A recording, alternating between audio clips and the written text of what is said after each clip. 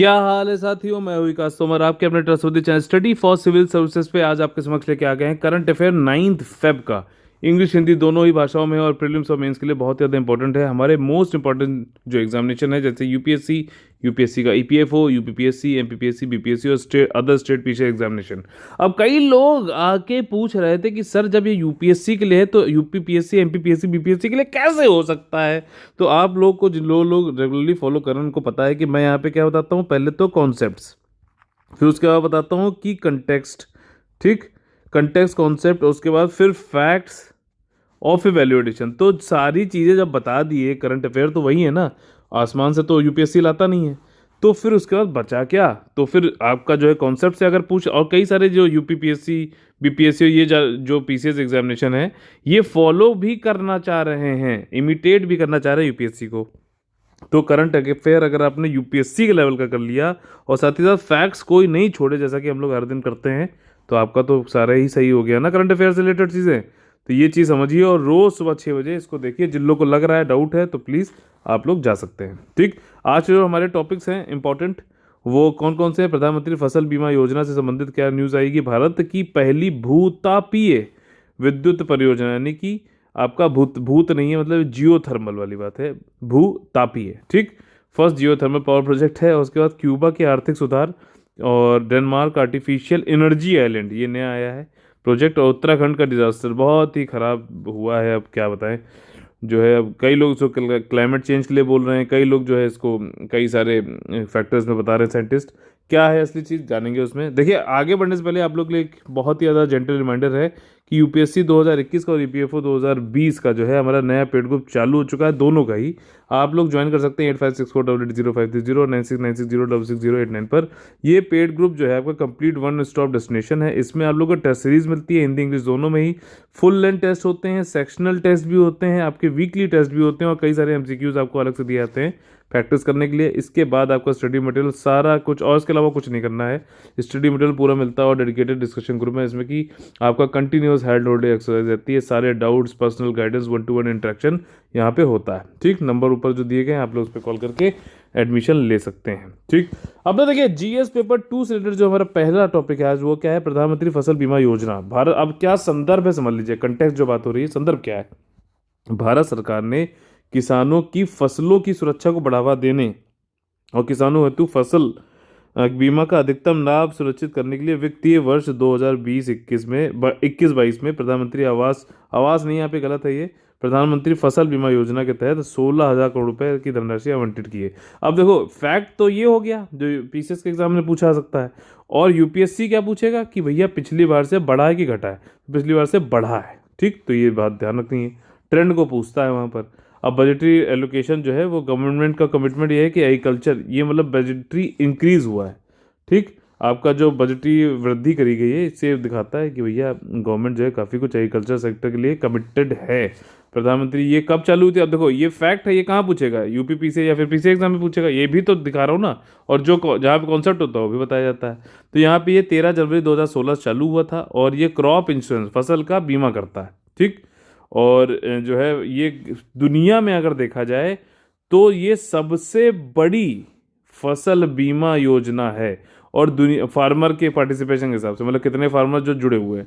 और तीसरी लार्जेस्ट है टर्म ऑफ प्रीमियम, मतलब प्रीमियम जो भरते हैं ना आप लोग फसल बीमा योजना में। देखो हॉर्टिकल्चर के लिए कितना है, 5% प्रीमियम देना पड़ता है फार्मर को। आपका खरीफ क्रॉप के लिए कितना, 2% है कि 1% है, चलिए कमेंट करके बताइए। और राबी के लिए जो है 3% है। ठीक है, देखिए इसमें राबी के लिए जो है वो है 1.5%। ठीक, और खारिफ क्रॉप के लिए है जो आपका जो क्रॉप होती है 2%। और हॉर्टिकल्चर जो क्रॉप्स हैं उनके लिए कितना है, 5% है। ठीक, एनुअल कमर्शियल वाली जो क्रॉप्स हैं उनके लिए 5% है। ये चीज़ें यहाँ पे देखने वाली। अच्छा, अब ये पहले मैं इसको बता चुका हूँ, ये कौन सी थीम पे, वन नेशन वन स्कीम्स की थीम पे है। पहले जो स्कीम्स थी आपकी कि राष्ट्रीय बीमा कृषि बीमा योजना और संशोधित राष्ट्रीय कृषि बीमा योजना, इन दोनों को जोड़कर ये बनाया गया है। इन दोनों स्कीम में जो कमियां थी उनको हटा दिया गया, जो अच्छाई थी उनको जोड़ के और बढ़िया बना दिया गया है। इसमें जो क्रॉप लॉस अगर होता है किसी फार्मर का, तो वो जो है आसानी से 72 घंटे के अंतर्गत, जब भी लॉस हुआ उसके 72 घंटे के अंतर्गत आप किस जो है क्रॉप इंश्योरेंस ऐप, ठीक, मोबाइल ऐप है या फिर सीएससी जो होती है आपकी, कॉमन सर्विस सेंटर, ठीक, आपका जो है सामान्य सेवा केंद्र पे जाके आप जो है बता सकते हो कि भैया हमारे लॉस हो गया, या फिर किसी जो पास का जो भी एग्रीकल्चर ऑफिसर उसको भी बता सकते हो, ठीक। और क्लेम जो है तुरंत ही इसको वो किया जाता है इलेक्ट्रॉनिकली बैंक अकाउंट के थ्रू। जो भी एलिजिबल है उनको बेनिफिट प्रोवाइड किया जाता है। इसमें जो है कैसे इसको अच्छा बनाया जा रहा है, आसान और जल्दी बनाया जा रहा है। इसमें लैंड रिकॉर्ड जो है, भूमि की जो रिकॉर्ड्स हैं, उनको प्रधानमंत्री फसल बीमा योजना के पोर्टल यानी वेबसाइट से जोड़ दिया गया है। क्रॉप इंश्योरेंस मोबाइल ऐप से भी जोड़ दिया गया। इस पर आराम से इनरोलमेंट कोई भी कर सकता है फार्मर जाके, ठीक। उसमें अपना नामांकन कर दो भाई जाके। और उसके बाद जो है इसमें टेक्नोलॉजी का यूज़ किया जा रहा है, स्पेस टेक्नोलॉजी का, जैसे कि सेटेलाइट की इमेजरी उसमें देख लेंगे। पहले मान लीजिए ये था यहाँ की फसल ख़राब हो गई है, तो रिमोट सेंसिंग जो सेटेलाइट होती है उसमें दिख जाएगा कि यहाँ ये ख़राब हो गई है, तो इतना का जोड़ के उनको जो है क्रॉप लॉस का दिया जाएगा बीमा, मतलब जो है वो कराया हुआ है उसको उन्हें उसका बेनिफिट दिया जाएगा। आर्टिफिशियल इंटेलिजेंस, मशीन लर्निंग, और इससे जो है क्रॉप कितना नुकसान हुआ वो देखते हैं और फिर आगे बढ़ाते हैं। इसमें मेन जो आपका एम है वो क्या है कि जो स्ट्रक्चरल, लॉजिस्टिकल और अदर यानी कि प्रचालन तंत्र जो है, अदर चैलेंजेस जो है उनको खत्म करना, आत्मनिर्भर भारत की तरफ बढ़ावा देना है, ठीक। तो इस तरीके से पहला हमारा खत्म होता है। और दूसरे हम लोग आज के न्यूज़ में आ गए हैं जो कि बहुत ही ज़्यादा इंपॉर्टेंट है कि इंडिया का पहला जियोथर्मल पावर प्लांट प्रोजेक्ट। अब देखो इससे कई सारी चीज़ें ज्योग्राफी के हिसाब से आपके लिए मैपिंग इसके लिए इंपॉर्टेंट है कि कहाँ पे लोकेटेड है, ठीक। जियोथर्मल खुद में क्या है, मतलब जियो मतलब अर्थ, और थर्मल मतलब कि गर्मी, हीट। तो जो अर्थ की गर्मी है उसको जो है यूज़ करते हुए हम पावर बना रहे हैं, मतलब इलेक्ट्रिसिटी बना रहे हैं, ठीक। तो ये वाली चीज़ है, और इसको क्या कहते हैं, नवीकरणीय ऊर्जा भी बोलते हैं। और यानी कि अक्षय ऊर्जा भी बोल सकते हैं, रिन्यूएबल एनर्जी बोलते हैं। क्यों, ऐसा क्यों है? क्योंकि हम पूरी अर्थ के, अब ये डेफिनेशन पूछ सकता हूँ यहाँ पे, पूरी अर्थ का जो भी हीट उत्पन्न हो रही है उसका बहुत ही माइन्यूट हीट हम ले रहे हैं एनर्जी या पावर बनाने के लिए, इसलिए इसको जो है रिन्यूएबल एनर्जी बोला जाता है। समझ में आ गई बात? ये डेफिनेशन पूछ सकता है तो वहाँ पे हिल जाएंगे कई लोग, लेकिन अगर आपने हमारा वीडियो देखा है तो आसानी से कर लेंगे।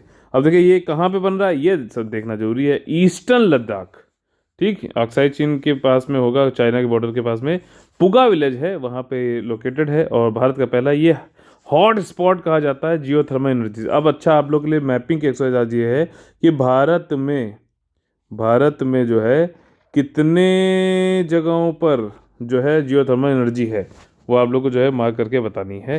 कई लोग जो हमारे ग्रुप में, पेड ग्रुप में मार्क करके बताते हैं मैप पे, वो अच्छा लगता है। मानचित्र पे बताइए। प्रोजेक्ट के बारे में ये है कि भैया ये जियोथर्मल फील्ड डेवलपमेंट प्रोजेक्ट है और ये 2022 तक इसको ख़त्म करने की बात करी जा रही है। ट्राई पार्टाइट है, यानी कि ओएनजीसी, लद्दाख ऑटोनोमस हिल डेवलपमेंट काउंसिल ले, ये है। और तीसरे कौन है? Power development of UT Ladakh. ये तीन लोग मिलकर इसको कर रहे हैं। पहले फेज में क्या होगा कि 1 मेगावाट की पावर जनरेट करी जाएगी और पहले फेज में, और जो इसको कौन करेगा? आपका ओएनजीसी एनर्जी सेंटर, ठीक। और इसमें जो है डेप्थ कहाँ तक है? 500 मीटर तक खुदाई करी जाएगी, वहाँ से इसको पानी निकाला जाएगा, इसकी हीट निकाली जाएगी। और ये 24 घंटे जो है पावर देगा जो आसपास के 10 गांव हैं उनको। और वो गांव ऐसे कौन से जो नदर्न ग्रिड से, पावर सप्लाई की जो ग्रिड है उससे जुड़े हुए। अच्छा, ये पावर ग्रिड क्या होती है कि मान लीजिए कि पूरे देश में फैली हुई है, ठीक, जहाँ जहाँ से भी जा रही है पूरे देश में है। तो जो लोग इससे नहीं जुड़े हुए हैं वहाँ पे क्या होता है कि ये अपनी ऊर्जा बनाए तो ठीक है, नहीं तो जो है इनको अपनी इलेक्ट्रिसिटी नहीं मिलती है। जहाँ जहाँ पे पावर ग्रिड पहुँचा होता है ये, ठीक, वो क्या क्या उसका क्या होता है कि वो अपनी ऊर्जा मान लिए ना भी बना रहा है, ऊर्जा मान लीजिए देश के दूसरे कोने में हो रही, तब भी इसको यहाँ पावर मिल जाएगी। ये चीज़ होती है मेन चीज़ ग्रिड की। और पूरे भारत देश में अभी बहुत ही कम जगह हैं जो पावर ग्रिड से नहीं जुड़ी हैं, बाकी सब जुड़ चुकी हैं। सेकंड फेज में क्या होगा कि डीपर तो हो गई होगा, साथ में लेटरल एक्सप्लोरेशन भी होगा, यानी कि ऐसे के साथ साथ ऐसे भी एक्सप्लोरेशन किया जाएगा। तो ये वाली चीज़ है। पार्श्व अन्वेषण भी किया जाएगा, ठीक। जियोथर्मल रिजर्वायर को देखेंगे, ड्रिलिंग करेंगे, कई सारे वेल खोदेंगे, कुएं खोद डालेंगे वहाँ पे। और जो आपके प्लांट्स हैं उनकी हायर कैपेसिटी पे इसको यूज़ करेंगे। इसमें सेकेंड फेज में रिसर्च एंड डेवलपमेंट स्टेज भी होगी, और इससे और भी ज़्यादा जो है हम यूज़ करेंगे इसको आगे जाके, इस टेक्नोलॉजी को। इसमें देखो अब तीसरा फेज जो होगा उसमें क्या है कि जॉइंट वेंचर हम करेंगे, कमर्शियल प्रोजेक्ट को भी बढ़ावा देंगे, ठीक। धीरे धीरे जो है टेक्नोलॉजी को यूज़ करते आ रहे हैं और ज़्यादा से ज़्यादा जो है वाणिज्यिक और उसको प्रॉफिटेबल बनाया जाएगा, ठीक। देखो कोई भी आप चीज़ चालू करो उसका बिजनेस मॉडल जो है वाइबल होना बहुत ज़रूरी है। आइडिया कुछ भी हो, बिजनेस मॉडल ठीक ठाक होना चाहिए, तभी आगे बढ़ सकते हो आप। भूतापीय विद्युत पावर प्लांट होते क्या क्या हैं? ये एक तरीके के इलेक्ट्रिसिटी बनाते हैं, भारत बता रहा हूँ, अर्थ की इंटरनल थर्मल एनर्जी के साथ में। और ये कोल और न्यूक्लियर पावर प्लांट की तरह ही होते हैं, हीट सोर्स बस इनकी डिफरेंट है। भारत की जो अर्थ की ऊष्मा है, सॉरी, भारत अर्थ में मुझे डिफरेंस क्यों नहीं समझ में आ रहा है, खैर, जो अर्थ की जो ऊष्मा है उसको जो है यूज़ करता है। और ये एक तरीके की सतत यानी कि और नवीकरणीय ऊर्जा है, क्योंकि हम पूरे अर्थ की जो हीट के कंटेंट है उसका बहुत ही छोटा सा चुन्नू सा जो है पार्ट हम यूज़ कर रहे हैं। इसलिए इसके 3 टाइप होते हैं, ठीक, 3 जो है प्रकार होते हैं, dry steam, flash cycle steam और बाइनरी साइकिल। इतना बस ध्यान रखना है। ये देखिए इसका एक छोटा सा डायग्राम दिया हुआ है चुन्नू सा। इसमें क्या है, यहाँ से हीट निकाली, यहाँ से टरबाइन घुसा के पावर बना ली और जनरेटर से इसको पावर ग्रिड पे भेज दिया, यहाँ से पावर जा रही है। बाकी ये जो हीट यहाँ पे थी कूलिंग टावर में गई, उसको यहाँ भेज दिया इंजेक्शन वेल। समझ में आया? ये इस तरीके से काम करता है। ठीक, नवीकरणीय ऊर्जा जो है biomass energy, nuclear energy, carbon capture, ठीक, ये पेड़ों वेड़ों में हो जाता है। एनर्जी एफिशिएंट बिल्डिंग, किस तरीके क्लाइमेट चेंज से आप लड़ सकते हो, ये पॉइंट्स आप मेंस में डायरेक्ट लिख भी सकते हो, इनके बारे में अलग से जान भी सकते हो। Wind energy, methane capture, solar energy, water energy चाहिए और थर्मल एनर्जी। ठीक, अब देखिए इसके बाद अगला जो हमारा टॉपिक है वो क्या है कि क्यूबा। क्यूबा जो कि साम्यवादी जो कंट्री रहा कई साल तक, फिडेल कास्ट्रो और जो है उनके भाई राउल कास्ट्रो ये सब रहे। और अब जो है जाके अब उसकी अर्थव्यवस्था इतनी चरमरा गई है कोविड की वजह से, और ज़्यादा मतलब इमीडिएट पॉइंट तो यही है कि अब ये चाह रहा है कि हम अपने जो इनकी कंट्री का जो फैक्टर ऑफ प्रोडक्शन है या फिर इकोनॉमी है उसमें प्राइवेट प्लेयर्स को बढ़ावा दें। यानी कि अब ये क्या कर रहा है, मिक्स्ड इकोनॉमी की तरफ बढ़ रहा है। मतलब कि पब्लिक सार्वजनिक कंपनियां भी हों, मतलब मेन मेन जगहों पर, जैसे कि आपका मीडिया, इन्होंने बताया बाद में, मीडिया पे और जो भी आपका डिफेंस विफेंस वाली चीज़ों पे, ठीक, और प्राइवेट प्लेयर्स भी हों। ऐसा इंडिया में कब हुआ था? आफ्टर दी एलपीजी रिफॉर्म्स, यानी कि उदारीकरण, प्राइवेटाइजेशन और वैश्वीकरण, यानी कि लिबरलाइजेशन, प्राइवेटाइजेशन और ग्लोबलाइजेशन। ठीक, ये बात समझ में आ गई। प्राइवेट प्लेयर्स को बढ़ाना है और नेशनल इकोनॉमी में ज़्यादा से ज़्यादा। अब ये जो है वैसे तो कई 6 दशक तक जो है सत्तावादी कम्युनिस्ट शासन यानी साम्यवादी शासन था। अब ये इसलिए इसको रिफॉर्म को किसने, वहाँ की जो क्यूबा काउंसिल ऑफ मिनिस्टर उन्होंने उसको दे दिया है कि हाँ भैया करो। ग्रैंडमा जो है इनकी कम्युनिस्ट पार्टी की ऑफिशियल माउथ पीस है, मतलब कि जो है आपका वो है एक तरीके की मैगजीन है ये उनकी। ठीक, और ये नंबर ऑफ कई सारी इंडस्ट्रीज जो हैं अब खाली 127 बच्ची हैं, 2000 के ऊपर जो है प्राइवेटाइज, उसमें प्राइवेट प्लेयर्स का भी बोल, मतलब उनको भी पार्टिसिपेशन करने के लिए दे दिया गया है। और कुछ ही जगहों पे अभी भी बचे हुए हैं, बाकी सब जगह इन्होंने अलाउ कर दिया। क्यूबा की इकोनॉमिक रिफॉर्म जो है प्राइवेट प्लेयर को इन्वॉल्व करना है। ठीक, और इसमें यह है कि इनका मुद्दा क्या है कि to help free the productive forces, जो भी चीज़ें ज़्यादा प्रोडक्टिव है, उत्पादन जिसमें अच्छा हो सकता है, उनको जो है हम फ्री कर दें, ताकि हमारी यानी क्यूबा की अर्थव्यवस्था को एक जो है जंप मिल सके। ठीक, प्राइवेट सेक्टर में ऐसा हो सकता है इनके थ्रू।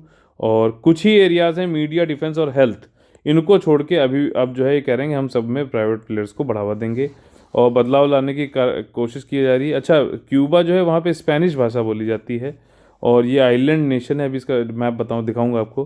कोरोना की वजह से काफ़ी इनको दिक्कत हुई और मेन चीज़ ये थी, यूएस ने कई सारे प्रतिबंध लगाए थे, मतलब ट्रम्पू ने हमारे, और devaluation of Cuba peso currency भी हो गई। अच्छा, आप लोग को ये पता है ना कि डीवैल्यूएशन, ठीक, और डेप्रीशिएशन आपका जो है एप्रिसिएशन, और रीवैल्यूएशन क्या क्या है। डेप्रीसिएशन यानी कि मूल्यह्रास, ठीक, डीवैल्यूएशन जो होता है आपका क्या होता है, अवमूल्यन हो गया।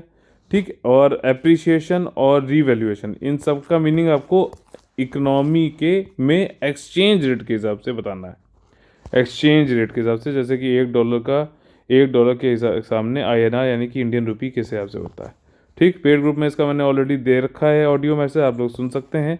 और जो लोग पेड यहाँ पे हैं कमेंट करके उसको बता सकते हैं, देखते हैं, ये काफ़ी इंपॉर्टेंट है, पूछ भी सकता है।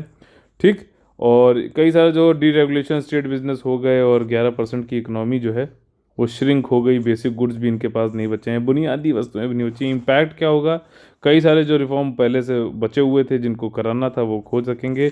जो छोटे छोटे व्यवसाय हैं वो अब बढ़ सकेंगे और अपने आप को विस्तारित करेंगे। प्राइवेट प्लेयर्स जो हैं वो अब टूरिज्म, पहले क्या था, स्मॉल फॉर्म, छोटे छोटे जो है कृषि फॉर्म्स और टूरिज्म तक संबंधित स्थित थे, मतलब ये प्राइवेट प्लेयर्स। अब जो है इसको बढ़ा के और भी जगह जाएंगे, एक्सपोर्ट्स बढ़ाएंगे, आपका जो डोमेस्टिक डिमांड है, घरेलू मांग को प्रोत्साहन देंगे और देश की आर्थिक चुनौतियों को सुधारों से पुनः प्राप्त करने का प्रयास किया जाएगा। ठीक, रिलेशन जो यूएस के साथ रहे अच्छे नहीं रहे, लेकिन फिर भी ओबामा के टाइम पे 20 जुलाई को फिर से जो है इनके डिप्लोमेटिक रिलेशन जो थे, राजनयिक संबंधों को बहाल किया गया, जो कि 1961 कोल्ड वॉर के बाद से। इसके बारे में मैंने पीछे आप लोग को पढ़ाया है कि कैसे बे ऑफ पिग्स एक जगह है, वहाँ पे यूएस ने अपने सीआईए के जरिए जो है क्यूबा के ही जो लोग नाराज लोग थे उनको जो है क्यूबा के खिलाफ ही कर दिया था, और लड़ाई वड़ाई करके जो है वहाँ की सत्ता हथियाने की कोशिश की थी, लेकिन उस समय फिडेल कास्ट्रो ने इन लोग को मुंह की खिला दी थी यूएस को। और उसके बाद से ये जो है पूरा जो यूएस है वो वैसे तो कैपिटलिस्ट है कंट्री, लेकिन और पूरे नॉर्थ अमेरिका साउथ अमेरिका जोड़ के देख, पूरा अमेरिकाज में अगर देखा जाए तो एक क्यूबा ही उसकी जस्ट यूएसए के जस्ट नाक के नीचे बैठ के एक साम्यवादी यानी कि कम्युनिस्ट सरकार की एक आदेश बैठा रहा, और इसने रशिया को जो है काफ़ी, यूएसएसआर को सॉरी, उस समय काफ़ी हेल्प भी करी, काफ़ी सपोर्ट भी किया। और इसी दौरान मैंने आप लोग को पढ़ाया था, याद आ रहा होगा, एक मिसाइल क्राइसिस नाम से भी एक जो है एक इशू हुआ था। ठीक, और लेकिन ट्रम्पू जब ओबामा ने बाहर कही थी, लेकिन ट्रम्पू ने आगे कह दिया कि नहीं, इसके खिलाफ प्रतिबंध तो ये सब लगाओ, ये क्यूबा ठीक आदमी नहीं है। ठीक, और बल्कि ठीक आदमी कौन नहीं था, ट्रम्प नहीं था। ठीक, यूएस फॉरेन पॉलिसी जो है फिर से बिडेन अब बन गए हैं प्रेसिडेंट, तो अब ये दिखा रहा है कि शायद अच्छा हो जाएगा। क्यूबा की कैपिटल हवाना, स्टेट ऑफ फ्लोरिडा जा रहा है आपका। ठीक, नसाउ, और ये जो है एंड्रोस, ग्रेट बहामास बैंक है ये। ठीक, ऐसे आप लोग जो है देखा करिए, मैपिंग करा करिए। ठीक, देखना जरूरी है लोकेशन को, जितनी बार देखोगे, एक दिन में 10 दिन में नहीं हो सकता, और क्वेश्चन जरूर पूछता है ऑब्जर्वेशन बेस्ड मैपिंग वाले, तो आपको करना ही पड़ेगा। देखिए डेनमार्क जो है वो कृत्रिम ऊर्जा द्वीप बनाना चाह रहा है, यानी कि आर्टिफिशियल एनर्जी आइलैंड बनाना चाह रहा है। और डेनमार्क का ये मतलब सपना है कि दुनिया में सबसे पहले जो है आइलैंड बनाए जाए, एनर्जी आइलैंड। ठीक, अब इसको देखो कौन से बता देता हूँ, कंटेक्स्ट समझ लीजिए पहले कि डेनिश गवर्नमेंट जो है डेनमार्क ने, उसने अप्रूव किया है अभी कि जो आर्टिफिशियल एक आइलैंड बनाया जाएगा एनर्जी आइलैंड के तरह में कहा जाएगा, जिसे नदन सी में बनाया जाएगा। और ये ताकि वो जो है ग्रीन एनर्जी यानी कि clear green energy, renewable energy इनकी तरफ बढ़ सके। अब समझो, ये जो एनर्जी आइलैंड है ये क्या चीज़ है, ये आपका जैसे ये द्वीप है, ठीक, और इसके आसपास ये पानी है, तो पानी में ऑफ शोर, मतलब ये कह रहा है कुछ जगहों पे जहाँ तक कॉन्टिनेंटल शेल्फ नीचे रहता है, जैसे ज़मीन है यहाँ तक तो पानी चल रहा है, तो यहाँ पे उठा के इन्होंने क्या करने हैं, विंड एनर्जी चलानी है। ठीक, और भी जैसे जो है यहाँ पे विंड एनर्जी, विंड मिल्स लगानी है और उससे जो है एनर्जी बनानी है। अब इसमें कई सारे, अब ये 2030 तक इनका जो है एक सॉरी, एक नदन सी में बना रहे हैं और दूसरा जो है बाल्टिक सी में बना रहे हैं। अभी इसकी लोकेशन दिखाऊंगा। और इसमें इनका ये है कि हम इस आइलैंड के थ्रू 2030 तक ये कंप्लीट कर लेंगे। और इस सबसे बड़ा इसके पीछे क्या है रीज़न कि ये इसकी तरफ बढ़ना चाहते हैं, ग्रीन एनर्जी की तरफ, क्योंकि यूरोपियन यूनियन ने पीछे कहा है कि इस दशक में यानी 2030 तक ज़्यादातर जो हमारी ऊर्जा होगी वो क्लीन ऊर्जा होगी, ग्रीन ऊर्जा होगी, रिन्यूएबल ऊर्जा होगी। ठीक, और यहाँ पे डेनिश गवर्नमेंट जो है उसने कई सारे जो यूरोपियन नेशन के जो कंट्रीज़ हैं जैसे कि जर्मनी हो गया, इन सब से जो है साझा समझौता भी कर लिया है कि हमको वो उनको जो है ये लोग ये डेनमार्क जो है वो ग्रीन एनर्जी प्रोवाइड भी कराएगा। ठीक, बहुत ही भयंकर पैसा भी लगा दिया, 210 बिलियन डेनिश क्रोन लगा दिया है। ठीक है, अब इसमें समझना, देखो ये जो चीज़ है प्रोजेक्ट जो है इसको लार्जेस्ट कंस्ट्रक्शन प्रोजेक्ट बोला जा रहा है डेनमार्क की हिस्ट्री में, और ये जो है बोथ आइलैंड को पूरा कर लेगा 2030 तक। वही सारी चीज़ें हैं, अब फैक्ट देख लेते हैं यहाँ पर। और आपका 2 एनर्जी आइलैंड है, मेनलैंड डेनमार्क को भी जो है ये पावर एक्सपोर्ट करेगा और नेबरिंग कंट्रीज़ को भी करेगा। जून 2020 में चालू हुआ था। और ईयू ने जो ये यूरोपियन यूनियन, उन्होंने कहा था कि हम इलेक्ट्रिसिटी सिस्टम ऐसा करना चाहते हैं कि ज़्यादातर जो हमारी ऊर्जा बने वो रिन्यूएबल बने, नवीकरणीय ऊर्जा बने, अक्षय ऊर्जा बने। और जो है ये किसके थ्रू, ऑफशोर विंड एनर्जी के थ्रू करना है हमें 2050 तक। ठीक, और ये चीज़ है कि कई जो इन्होंने एक आइलैंड तो है आपका नॉर्दर्न सी में और दूसरा आइलैंड है आपका आइलैंड ऑफ बॉर्नहोम जो कि बाल्टिक सी में है, वहाँ पे बनाना चाह रहे हैं। एनर्जी आइलैंड होता क्या है समझ लो भाई, ऊर्जाद्वीय प्रणाली पर आधारित है जो आसपास के अपतटीय पवन खेतों यानी कि ऑफशोर विंड मिल्स जो हैं उनसे बिजली उत्पादन के लिए केंद्र के रूप में कार्य करेगा, जैसा मैंने आपको पहले बताया कॉन्सेप्ट वो डायग्राम बना के। और ये डिस्ट्रीब्यूट भी करेगा पावर को जो आसपास के जो है इनके पड़ोसी देश हैं उनको। ठीक, कौन कौन से? नेदरलैंड, जर्मनी, बेल्जियम, इनसे समझौता भी कर चुका है। पर्पज़ यही है कि लार्ज जो है स्केल ऑफशोर विंड पावर बनाओ और इनको दूसरों को दो, ग्रीन एनर्जी को फैलाओ, क्लाइमेट चेंज को जो है होने से रोको, ग्लोबल वार्मिंग होने से रोको। ठीक, प्रोड्यूस करेगा ग्रीन एनर्जी और 3 मिलियन हाउस होल्ड को जो है इसके थ्रू दे सकता है ये यूरोपियन यूनियन के अंतर्गत जो है वो 3 मिलियन यानी 30 लाख। ठीक, डेनमार्क जो है चाहता है कि दुनिया का पहला वर्ल्ड कंट्री ऐसा बने जो एनर्जी आइलैंड बना रहा है और 5 गीगा वॉट की जो है ऑफशोर विंड बना सके। ठीक, डेनमार्क इंडिया के रिलेशन हमारे बहुत अच्छे रहे। एक भारत में आप लोग को याद होगा ट्रेनक्योबार करके एक टाउन है सदर्न इंडिया में, तमिलनाडु में, जिसको जो कि एक डेनिश कॉलोनी थी 1620 से लेकर 1845 तक। उसके बाद जो है 1845 में इन्होंने ब्रिटेन को बेच दिया। और साथ ही साथ जो है एक मेनलैंड इंडिया में एक था सरमपोर था, वो आपको ग्रेटर ब्रिटेन को भी डेनिश ने बेच दिया था। डेनिश कॉलोनी भी हमारे यहाँ थी ना। सबसे पहले कौन आया था इंडिया में यूरोपियन कंट्री? पुर्तगाल। और सबसे आखिरी 1961 में ही पुर्तगाली ही गए थे। ठीक, आपका जो निकोबार आइलैंड जो है वो भी डेनमार्क की कॉलोनी था, 1868 में ब्रिटिश को बेच दिया। पंडित जवाहरलाल नेहरू जो है 1957 में डेनमार्क गए, उन्होंने वहाँ फ्रेंडली रिलेशनशिप स्थापित किए, आधारशिला रखी। बायलैटरल रिलेशन हमारे बहुत ही ज़्यादा मैत्रीपूर्ण और सौहार्दपूर्ण है, मैत्रीपूर्ण है। और हमारे जो है राजनीतिक, आर्थिक, शैक्षणिक और अनुसंधान क्षेत्रों में तालमेल पर आधारित है। दोनों देशों के बीच समय समय पर उच्च स्तरीय यानी कि जो हायर पोस्ट हैं पॉलिटिकली ये सब पे उनकी बैठक होती रहती है। नॉर्थ सी ये है और बाल्टिक सी यहाँ पर है। डेनमार्क आपका रहा है जर्मनी से जुड़ा हुआ है, स्वीडन ये देखिए इधर रहा। ठीक, तो इसको एक बार जो देख लिया। अच्छा, डेनमार्क का एक और हिस्सा है वो क्या है बताइए? आइसलैंड है कि ग्रीनलैंड है?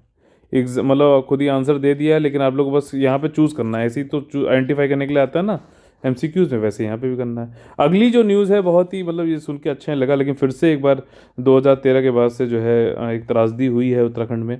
और इस त्रासदी का असली रीज़न क्या है बहुत सारे बताए गए, लेकिन जो मेन देखा जा रहा है वो है ग्लेशियल लेक आउटबर्स्ट फ्लड। ठीक, और ये एक तरीके का हिमनद झील के फटने से आई बाढ़ है, ऐसा कहा जा रहा है। हिमनद झील क्या होता है? अब देखो इसको आपको वैसे समझाता हूँ डायग्राम बना के। ये ग्लेशियर है जो एक होती है ना आइस, और उनका जो एक होता आइस वाइस की जो है धीरे धीरे जो पहाड़ों पर, वो मान लीजिए यहाँ तक थी। ठीक, अब धीरे धीरे क्या होता है, ये ऐसे करके ये पूरा ऐसे गया था यहाँ तक थी। ठीक है, और ये धीरे धीरे क्या होता है जब गर्मियाँ आती हैं तो धीरे धीरे ये ऐसे उठता जाता है और ये मान लीजिए यहाँ तक पहुँच गया।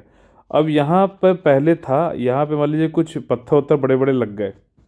अब क्या हुआ कि धीरे धीरे जब ये ऊपर धीरे धीरे जा रहा है, क्योंकि ऋषि पानी पिघलता जाती है बर्फ़, तो ये ऊपर तक चढ़ता है, तो यहाँ पे क्या होता है पानी भर जाता है, किसी कारणवश रुकावट बन जाती है, तो ये पूरी एक लेक बन जाती है। तो रिट्रीटिंग जो ग्लेशियर होता है उसकी वजह से ग्लेशियर लेक बन जाती है। और जब ये ग्लेशियर लेक किसी कारणवश मान लीजिए किसी ये फट गया या कुछ हुआ तो ये पूरा पानी नीचे चला जाता है। ठीक, ये पूरा पानी नीचे चला जाता है और जहाँ जुड़ेगा मान लीजिए जैसे कि यहाँ पे था कि धौली गंगा और ऋषि गंगा वाली जो थी उस जो पानी जो रिवर का जो एक वो बना हुआ था चैनल, उसमें जाके ये वाला पानी जुड़ गया। तो अब ये चैनल मान लीजिए ये अगर आप ऐसे देखोगे तो चैनल में पानी ऐसे बह रहा था। ठीक, चल रहा है मान लीजिए। अब क्या हुआ, इसमें इतना ज़्यादा पानी हो गया कि ये पानी पूरा ऐसे जो है ये पूरा इसके बाहर आ गया पानी। ठीक, और इसके अपने साथ साथ जो है कई सारे मतलब पहाड़ के पत्थर वत्थर सब जोड़ते हुए नीचे जाता चला गया और जो भी बीच में आया सब पूरा तहस नहस कर दिया। एक डैम, अभी हम लोग कुछ दिन पहले पढ़ा भी था कि डैम जो है पुराने हो गए हैं। एक डैम जो है तपोवन, वो पूरा पूरा बाहर मतलब ख़त्म हो गया है। और भी दो डैम और एक जो है ब्रिज जो है वो ख़त्म हो गया, ये यहाँ पे देखा गया। और 150 के ऊपर लाइफ्स जा चुकी। ये है पूरा कॉन्सेप्ट और कंटेक्स्ट आप लोग को यहाँ बता ही दिया गया है कि जो ग्लेशियर ब्रीच हुआ, ठीक, हिमनद खंड के फटने से ऋषि गंगा जो रिवर है उत्तराखंड के चमोली डिस्ट्रिक्ट में, वो मतलब उसमें पानी ज़्यादा हो गया और कई जो है लोग जो है मर गए उसमें, 150 लोग करीबन, ज़्यादा ही इससे होगी फिगर। और दो हाइड्रो पावर प्रोजेक्ट और एक ब्रिज जो है वो डैमेज हो गया। ठीक, समझ में आ गई पूरी चीज़? ये है। अब इसमें देखिए फैक्ट देख लेते हैं। तो आपका देखो हिमनद के फटने से ऋषिगंगा नदी में जो है ये 13.2 का मेगावाट का जो है स्मॉल हाइड्रो प्रोजेक्ट है, यानी कि इसको हम किस में जोड़ेंगे, रिन्यूएबल एनर्जी में जोड़ेंगे, अक्षय अक्षय ऊर्जा में जोड़ेंगे इसे। ये इस रिवर पे था, ऋषिगंगा रिवर पे। ऋषिगंगा रिवर जो है खुद भी एक ऑफशूट है किसकी, धौली गंगा की, जो कि एक सहायक नदी किसकी है, अलकनंदा रिवर की है। ठीक। और धौली गंगा और अलकनंदा जो रिवर है ये किस पे, कौन से प्रयाग में जुड़ती है, विष्णु प्रयाग पे जुड़ती है। इसको याद करने का तरीका क्या है, ऑडियो वीडियो। ठीक। और से अलकनंदा, डी से धौली गंगा और वीडियो से विष्णु। ठीक, ऑडियो वीडियो, तो ऐसे याद कर सकते हो। ठीक। अच्छा, आप लोग को आज डायग्राम बनाना है कि जो गंगा रिवर आती है हमारी, तो पूरी कहाँ पे किसका क्या क्या प्रयाग बनता है, वो सारी चीज़ है। जोशीमठ, केदारनाथ और ये सारी जो है वहाँ से गंगोत्री और ये सब जो है आप लोग लिखना है, भागीरथी, मंदाकिनी, नंदाकिनी, ये सारी जो है रिवर्स के नाम लिखते हुए वो डायग्राम बनाना है। ठीक, मैपिंग एक्सरसाइज है। फ्लैश फ्लड जो आ गया, इसकी वजह से हाइड्रो प्रोजेक्ट जो था एनटीपीसी का तपोवन में, वो भी जो है वो चला गया और जो है खराब हो गया सब। बहुत लोग जो है, ग्लेशियल ब्रेक हुआ है जोशीमठ के बगल में, उसकी वजह से कहा जा रहा है। और लोग भी कह रहे हैं कि अवलांच यानी कि हिमस्खलन जो होता है उसकी वजह से भी हो सकता है। जैसे भूस्खलन होता है वैसे हिमस्खलन भी होता है, इसमें जो आइस वाइस होती है वो धीरे धीरे नीचे आती है, आपने देखा होगा पिक्चरों में। और क्लाइमेट चेंज भी इसको कह रहे हैं, कई लोग कह रहे हैं, लेकिन मेन रीज़न जो है वो क्या है, ग्लेशियल लेक आउटबर्स्ट फ्लड ही है। और ये लाइकली ट्रिगर बोला जा रहा है। बिग ग्लेशियल लेक होते हैं हमारी ऊपर हिमालय रीजन में, वो फट जाते हैं। एवलांच भी एक बहुत ज़्यादा है। अच्छा, हुआ क्या यहाँ पे, ये देखना, जो ये झील थी यहाँ पे, मान लीजिए पत्थर उत्थर थे, ये पानी वानी पूरा भरा हुआ था। ठीक, ये बहुत ज़्यादा पानी। तो हुआ क्या, कुछ 2 दिन पहले यहाँ पे एक एवलांच आया था। एवलांच बहुत कॉमन है वहाँ उत्तराखंड में। लोग कह रहे हैं कि यार बिग ग्लेशियर लीक तो है नहीं वहाँ पे उत्तराखंड में, लेकिन हाँ एवलांच आया। एवलांच आने की वजह से क्या था कि जो पत्थर जो टिके हुए थे ये सब जो है टूट गए या फिर हिल गए, तो ये जब नीचे धराशायी हो गए और ये पानी पूरा नीचे आ गया और ऋषिगंगा मिल के उसके चैनल से ज़्यादा बाहर निकल के पानी ने विध्वंस मचा दिया। ये हुआ ये चीज़। ठीक, अब समझ में आ गई ना? अगर समझ में आ रहा हो तो प्लीज़ लाइक शेयर सब्सक्राइब जरूर करिए। लाइक करते हो जितना ज़्यादा उतना ज़्यादा मोटिवेशन मुझे मिलता है, और आपके लिए रोज़ सुबह 6 बजे इसी ऊर्जा के साथ आपके साथ जो है करंट अफेयर को साझा करने का मेरा मन और भी ज़्यादा उत्तेजित हो जाता है। ठीक, वाटर जो आता है वो water has to come from the source. अब यहाँ पे ये लोग कई साइंटिस्ट ये बोल रहे हैं कि सोर्स क्या है ये नहीं समझ में आ रहा है, लेकिन ग्लेशियल, जो मैं आपको पहले ही बता रहा हूँ फिर से बता दे रहा हूँ, ये टर्म पूछ सकता है। ग्लेशियल लेक आउटबर्स्ट फ्लड ही इसका मेन जो है सोर्स बनाया जाता है, बताया जा रहा है। हिमालय में ये होता है ज़्यादातर, और ये प्रो ग्लेशियल लेक्स बनाती हैं। इसमें सेडिमेंट और बोल्डर्स कई सारे इसको रोक लेते हैं। जब कभी ये बोल्डर्स हट जाते हैं, मतलब पत्थर बहुत बड़े बड़े, तब वो पानी नीचे आ जाता है और ये सब जो है अपने साथ में सेडिमेंट, रॉक, मटेरियल सबको लेके फ्लडिंग कर देता है डाउन स्ट्रीम में, और जिसकी वजह से तबाही मच जाती है। और यहाँ पे 2 दिन पहले जो है एवलांस देखा गया था, ये वहाँ पे कहना चाह रहा है। उत्तराखंड का जो डेल्यूज था 2013 के बाद से, अब ये फिर से डेल्यूज आ गया यहाँ पर। यहाँ पे देखिए एक तपोवन ब्रिज भी था, totally due to the bridge destruction near Raini village. Dam जो था तपोवन का वो हो गया है खराब, पूरा ख़त्म हो गया, और ये सारी चीज़ें हैं। ठीक, धौली गंगा और अलकनंदा और धौली गंगा मिलके कहाँ मिलते हैं, विष्णु प्रयाग में मिलते हैं। ये वाली चीज़ें समझने की। तो आ गए हम लोग अपने फेवरेट जो है पार्ट पे, अपने जो अपने रोज के करंट अफेयर में जो होता है कि भैया पढ़ तो लिया बहुत, लेकिन एग्जाम में क्वेश्चन करें कैसे, तो वो बताते हैं यहाँ पर, और ये इंपॉर्टेंट है बहुत ज़्यादा। ठीक, देखिए रथ सप्तमी करके एक जो है उससे रिलेटेड कुछ कथन बताए गए हैं, कौन सा सत्य है ये देखना है। तो पहले अक्सर ये है कि इस वर्ष का रथ सप्तमी त्यौहार 19 फरवरी 2021 को मनाया जा रहा है। ये स्टूडेंट सही है कि गलत, आप लोगों को बताना है। ये रथ सप्तमी एक वार्षिक हिंदू त्योहार है जो भगवान कृष्ण को समर्पित है। सही है कि गलत, ये बताइए। रथ सप्तमी मौसम के परिवर्तन अर्थात वसंत आगमन और कटाई के मौसम के शुरुआत का प्रतीक है। ये ऑप्शन सही है कि बताइए। आप लोगों को कौन सा देखना था, ट्रू देखना है, सत्य देखना है। ठीक, तो देखिए दूसरा वाला स्टेटमेंट गलत है। ठीक, दूसरा वाला स्टेटमेंट गलत है, तो क्योंकि ये जो है आपका सूर्य जो है भगवान उनके लिए होता है। तो जब दूसरा स्टेटमेंट गलत हो जाएगा मेरे भाई, दूसरा स्टेटमेंट किसमें देखो, ये एलिमिनेशन मेथड होता है, तो बी और सी तो हो ही नहीं सकते, ए और डी में से एक है। मान लीजिए आपको कंफ्यूजन, आप छोड़ दो उसे, आगे थर्ड चले जाओ, आगे लोग करते रहो, लेकिन पलट के आना और ये देखना कि ऐसे क्वेश्चन जिसमें 2 ऑप्शन में से एक है आपको पक्का पता है, इन वाले क्वेश्चन को जरूर करना है। और देखिए यहाँ पे क्या होगा कि आप लोग को ये पता है कि रब्त ये जो है marks the change off season two spring, मतलब ये भी दिखाता है कि स्प्रिंग बसंत ये सब आ गया है, हार्वेस्टिंग सीजन शुरू होने वाला, तो ये भी स्टेटमेंट सही है। तो इसलिए डी आंसर यहाँ पे सही हो जाएगा। इससे संबंधित जो और भी फैक्ट्स हैं वो समझ लेते हैं। ये सूर्य द सन गॉड है, उनसे रिलेटेड है। रथ मतलब चैरियट। ठीक, और सप्तमी मतलब सेवन्थ, सूर्य जयंती इसको मनाया जाता है, माघ सप्तमी भी इसको बोलते हैं, क्योंकि जो हिंदू कैलेंडर है उसमें माघ जो मंथ है उससे रिलेटेड है। और ये वन डे ब्रह्मोत्सवम भी इसको कहा जाता है, is held a one day Brahmotsavam is held in Tirumala Andhra Pradesh on this day. Andhra Pradesh के तिरुमला में एक दिन का ब्रह्मोत्सवम होता है, ये बात है। तो इस तरीके से आज का हमारा ये खत्म होता है, बहुत ही ज़्यादा इंपॉर्टेंट करंट अफेयर। और इसी तरीके से आप लोग रोज सुबह 6 बजे अगर करंट अफेयर देखना चाहते हैं और अगर आप लोग अच्छा लगता है तो प्लीज़ लाइक शेयर सब्सक्राइब जो करिए। लाइक करना बहुत ज़्यादा जरूरी है, कमेंट करना उससे ज़्यादा जरूरी, क्योंकि जो आंसर देगा वो सिलेक्शन जरूर लेगा। अगर आप लोग को हमारा जो है मटेरियल गाइडेंस ये सब अच्छा लगता है तो आप लोग हमारे साथ ज्वाइन कर सकते हैं पेड ग्रुप में 1-to-1। आप लोग पूरा गाइडेंस और सब कुछ टेस्ट सीरीज स्टडी मटेरियल सब कुछ मिलेगा। यूपीएससी का नया पेड ग्रुप और ईपीएफओ का नया पेड ग्रुप हमारा चालू हो चुका है, आप लोग ज्वाइन कर सकते हैं। 8564880530 9696066089 पे कॉल करके आप लोग एडमिशन ले लीजिए। ठीक, जय हिंद जय Bharat, all the very best है।